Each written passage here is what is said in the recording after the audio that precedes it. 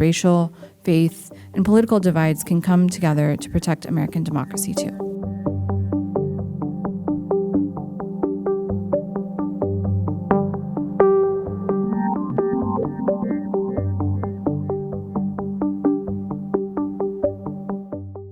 Special rapporteurs are appointed by the Human Rights Committee, but they're not part of the UN structure. We're independent. So I'm not talking on behalf of the UN, and actually I'm quite critical on many things happening in the UN. But it's true for most governments.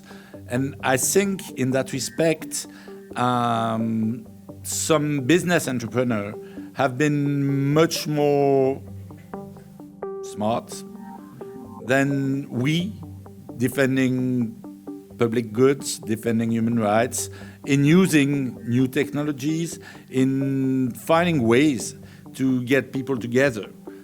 And for things which are more important, there are treaties that have been signed by India, and there are treaty bodies which monitor the implementation of the treaties.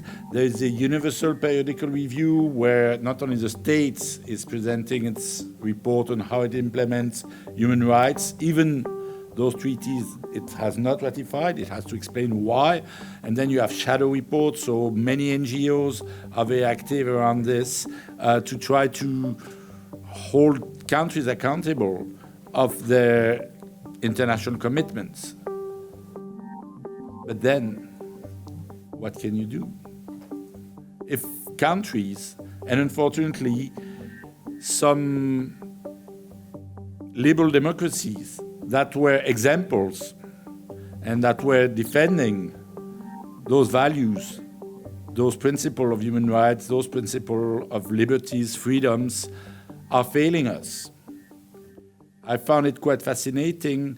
हमारे समाज में बंद दरवाजों के पीछे एक खामोश संकट चल रहा है। घरेलू हिंसा हर किसी के जीवन को प्रभावित करती है, पर तुम कभी अकेले नहीं हो और तुम्हें दर्द और डर से दूर प्यार भरी एक जिंदगी जीने का पूरा हक है। मौन तोड़िए और south Asian helpline and referral agency को कॉल करें। मिलकर हम इस चक्र को तोड़ सकते हैं। मिलकर हम जिंदगियां बचा सकते हैं। While the Special Rapporteur isn't convinced by the continued use of naming and shaming, I do believe that states still value their reputations, especially at the international level, quite a lot. And I mean, we've had direct experience of my rapporteur getting calls from certain states trying to pressure her not to put out certain press releases. We've also had instances where she has spoken out on social media in relation to detention of Indian activists, where those posts have gone viral, and we've seen that they sometimes have had quite a positive impact because of because the amount of attention that they garnered. I do think it's very important that there is continued engagement, especially here in the US from civil society here with the UN systems. Traditionally, there hasn't been very strong engagement by US civil society with the UN systems.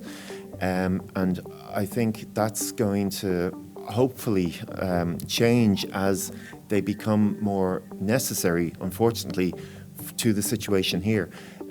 But I would think that the diaspora communities here, it is very important for them to familiarise themselves with the processes like the UPR, like the treaty body reports, like the committee reports, because the information that they receive and the shadow reports that the Special Rapporteur mentioned, is, again, it's nearly like an information battle, that we have to ensure that our voices are being heard, because the information that's been acted on is only on the information that they receive.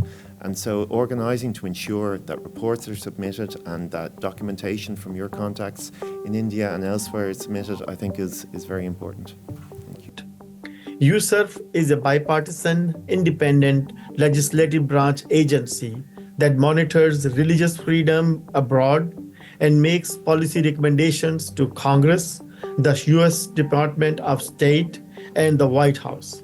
Since 2020, USCIRF has repeatedly recommended that the State Department designate India as a country of particular concern, or CPC, for its systematic, ongoing, egregious religious freedom violations. For example, the Lok Sabha bill which could extend state control over Muslim-owned Waqf properties, raising serious concern about the protection and expropriation of religious sites, including mosques and graveyards, which have frequently been targeted or demolished. The passage of this bill aligns with BJP's discriminatory rhetoric, including spreading false claims about Muslims, economic status, and called love jihad. In 2025, harassment and violent attacks against religious minorities and places of worship have also continued with impunity. In April, for example, 2 buses carrying Christian pilgrims were intercepted by Hindu nationalists and handed over to authorities in Madhya Pradesh, accusing them of conducting religious conversions.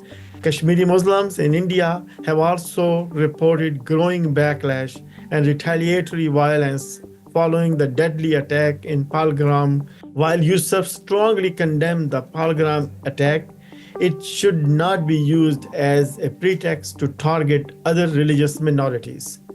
Yusuf also remains deeply concerned about the Indian government's efforts to expand its repressive tactics to target religious minorities abroad. Is in the Arms Export Control Act, there's a section on restricting sales to countries who engage in a consistent pattern of intimidation and harassment.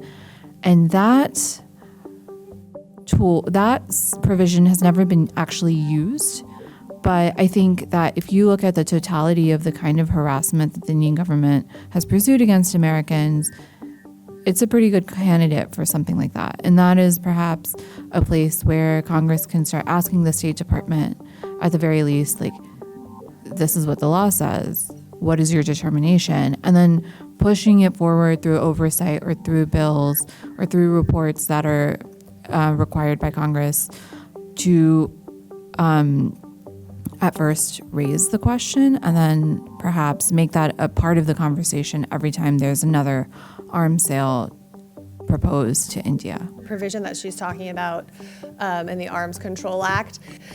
So that is actually one of the tools that we recommend for addressing transnational repression because due to the nature of transnational repression, sometimes it can be difficult to prove intent. Yes, they're trying to silence some, a critic or a particular diaspora community, but that is an area that is, I would say, ripe for opportunity. On the training of law enforcement officials, this is an area that I think doesn't get quite enough attention. It has over the years on and off for a lot of obvious reasons. And it's a mixed bag. If you're working with a country whose government does genuinely want to improve their practices, particularly around respect for human rights and civil liberties, offering training and assistance in this way can be tremendously helpful.